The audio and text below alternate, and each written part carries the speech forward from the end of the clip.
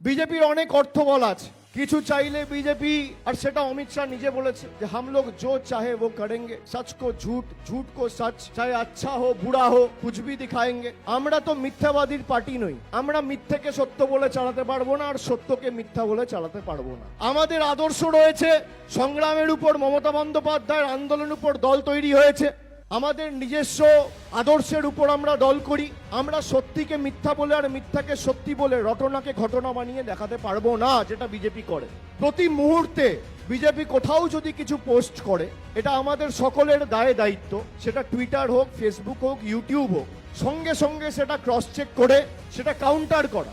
বিজেপির অনেক শক্তি, কিন্তু মানুষ তো তৃণমূলের সাথে। আপনাদের মতো হাজার হাজার যোদ্ধা যদি থাকে, আরে এক একটা ওয়ার্ডে আর এক একটা অঞ্চলে যদি তৃণমূলের প্রতিনিধি থাকে, যে তারা কাউন্টার করবে এবং ইতিবাচক প্রচার করে এই ওয়ার্ডে এবং এই অঞ্চলে কি কাজ হয়েছে সেটা মানুষের সামনে উপস্থাপিত করবে, তাহলেই তো এদেরকে অনুবীক্ষণ যন্ত্র দিয়ে খুঁজতে হবে। বিজেপির থেকে তৃণমূল কোনো অংশে কম নেই। তৃণমূল ভারতবর্ষের মধ্যে একমাত্র দল যে ধারাবাহিকভাবে বছরের পর বছর বিজেপিকে লেজে গোবরে হারিয়েছে ইলেকশনে।